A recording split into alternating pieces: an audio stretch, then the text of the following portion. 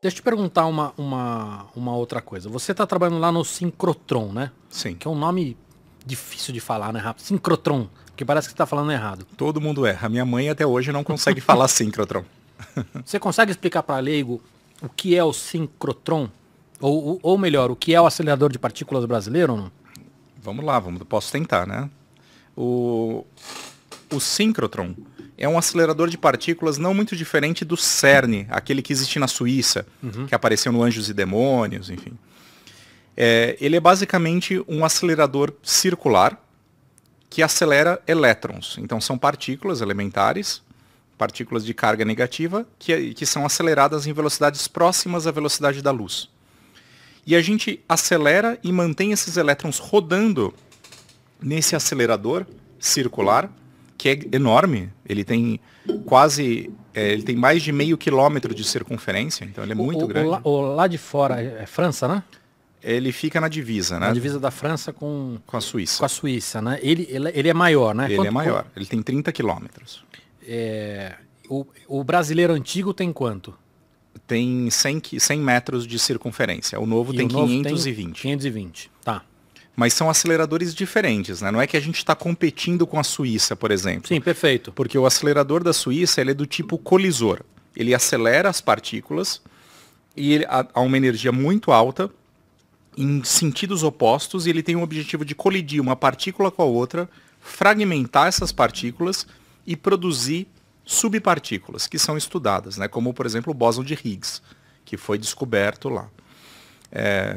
Foi demonstrado lá, né? depois da descoberta teórica. O acelerador síncrono tem o objetivo de não colidir nenhuma partícula. Ele só quer acelerar em velocidades altíssimas. E quando a partícula está acelerada nessa velocidade altíssima e faz uma curva muito rápida, ela tem a propriedade, existe um princípio na natureza que diz que toda partícula carregada eletricamente, quando sofre uma aceleração, ela produz luz, ela produz radiação eletromagnética. Então, e essa curva que você está falando não é uma curva, né? Quando ela é rebatida, né? Não, ela faz uma curva mesmo, porque é um acelerador circular. Cada vez que ele faz uma curva do círculo para fazer as voltas... Mas essa curva não é feita por várias pequenas retas ou não? São várias pequenas retas e no final de cada reta tem um eletroímã, um ímã superpotente. Focas, por favor, bota a imagem aqui no monitor do Sirius. Olha lá. Nós temos essa saída, certo? Sim. Você trabalha naquela primeira, que é a maior, certo? Exato, a Carnaúba. Tá. E aí todas elas têm nomes brasileiros, é isso? Todas elas têm nomes de árvores ou animais brasileiros, da fauna e flora. Tá, mas enquanto eu tô no círculo ali, eu tô rebatendo ela em várias pequenas retas, certo? Exato. Tá. Exato. Aqui dentro do círculo a gente tem... Deixa eu puxar o microfone. Boa. Aqui dentro do círculo a gente tem várias pequenas retas e no final de uma reta tem um eletroímã superpotente que faz o elétron fazer a curva. Uma nova reta e uma nova curva. E assim os elétrons vão fazendo a volta. E cada vez que ele é rebatido de uma reta para a próxima, ele produz luz. E essa luz, ela sai na tangente aqui, resvalando pela borda do círculo e é direcionado para as estações experimentais que a gente chama de linhas de luz. Tá. E aí o tamanho ser diferente é porque eu imagino que você pode colocar mais rebatedor, mais filtro, ou tô falando besteira? Não está falando besteira. É o que a gente chama da ótica da linha de luz, né? Porque uma vez que você tira o feixe de radiação de alta intensidade do acelerador, a gente tem que condicionar essa luz. A gente pode, por exemplo, focalizar a luz em tamanhos nanométricos, ou a gente pode selecionar a energia dessa radiação, a cor da luz, para fazer o nosso experimento mais adequado. E para isso a gente precisa colocar elementos ópticos, a gente precisa colocar lentes, a gente precisa colocar prismas, a gente precisa colocar diferentes elementos ópticos que vão ser instalados ao longo da linha de luz. E cada linha de luz tem uma especificidade e precisa de um tamanho diferente.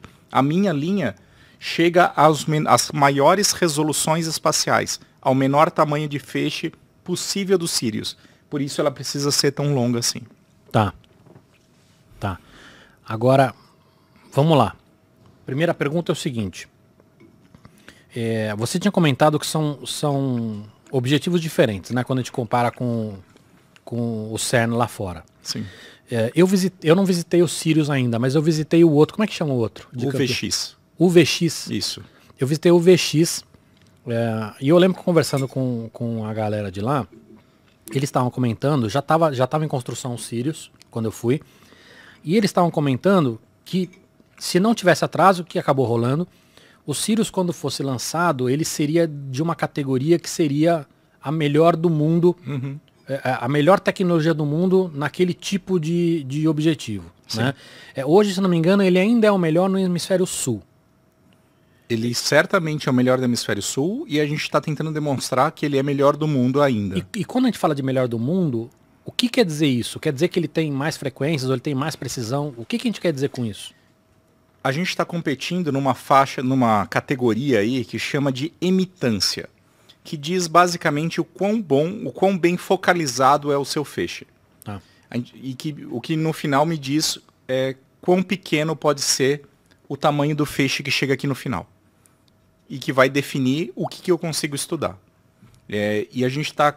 É um número, né? A emitância é um número. Ela é 250 picômetros radiano. Mas é só um número, não quer dizer nada. Não quer dizer muita coisa, mas para o leigo não quer dizer nada. Mas a gente está competindo nesse quesito específico. Nós hoje estamos chegando próximos do planejado, que é 250 picômetros radiano. E se a gente chegar nisso, a gente vai ser o melhor do mundo nesse quesito. Legal. E tem muita coisa de tecnologia brasileira aí, né? Porque como ele é algo novo, literalmente falando, Sim. Muito precisa ser criado para ele. Sim. Você não tem um lugar que você peça uma peça para ele. Então, muitas coisas foram desenvolvidas do zero. Os detetores, os eletroímãs. Por pessoas que trabalham lá, por empresas brasileiras que trabalharam junto. O VX, o nosso antigo síncrono, o VX, ele foi cerca de 80% construído no próprio campus do CNPEM, lá em Campinas. Eu visitei as oficinas lá. Então, porque a gente construiu tudo. A gente tem todo o ferramental para construir todos os equipamentos necessários. Foi quase todo construído no Brasil. Isso faz parte da missão do laboratório, isso que a gente tem que entender. O CNPEM é um centro de pesquisa ligado ao Ministério de Ciência, Tecnologia e Inovação, o MCTI, e ele tem a missão de gerar conhecimento no país e manter esse conhecimento no país e gerar riqueza para o país. Né? Então, a gente, quando decidiu construir o UVX, ele foi mais lento do que o normal, porque a gente não comprou as partes prontas do exterior e trouxe. Mas a gente decidiu construir aqui. Isso sem falar que naquela época era muito mais difícil importar qualquer coisa. Né? A importação, o Brasil ainda era um país muito fechado. Agora, no Sirius, a gente tinha um problema muito maior. Porque no VX, por exemplo, a gente tinha 12 eletroímãs para fazer o círculo. E construir 12 eletroímãs foi possível de ser feito no campus. Agora, no Sirius, a gente tem centenas de eletroímãs. Então, é outra escala de problema. Então, a gente não tinha capacidade técnica e de pessoal para construir todos os dispositivos necessários para o Sirius. Mas a gente tem a missão de manter a tecnologia e o conhecimento no país. Por isso, o que a gente fez foi fazer parcerias com empresas privadas brasileiras, transferir tecnologia para essas empresas e elas construíram e forneceram o equipamento para a gente. Por exemplo, os eletroímãs foram todos construídos pela WEG. Ela fez bastante coisa, né, de todo o projeto. Então, toda essa parte de eletroímãs, motores, dispositivos, foi feito pela WEG, que tem um amplo conhecimento aí de motores e rolamentos. Então, a gente transferiu a tecnologia para eles e eles estão fornecendo esses ímãs para a gente. E assim foi com várias outras empresas. Né? Inclusive, os nossos detetores, que são super complexos. Por exemplo, um detetor que a gente usa, que é basicamente uma máquina fotográfica de raio-x, mas, claro, super sensível, etc e tal, o padrão que existe no mundo é de uma empresa e ele se chama Pilatus, esse detetor. Ele custa mais de $1 milhão, o detetor, uma peça. A gente decidiu que a gente não ia comprar o Pilatus, mas que a gente ia desenvolver o nosso próprio detetor. E desenvolvemos. Então, hoje a gente tem um detetor brasileiro chamado Paimega, que tem características melhores que o Pilatus. E já existem empresas e síncrotrons de fora interessados em comprar o equipamento da gente. De novo, foi a ideia de manter a tecnologia aqui no país. Demora mais tempo, mas gera riqueza, gera conhecimento, forma pessoal. É. Não, e não é só isso, né? Você tem toda um resíduo positivo dessa história. Que você está falando assim, de gera novas competências, né? Gera. Enfim, cara, eu sou super fã. Deixa eu fazer uma pergunta.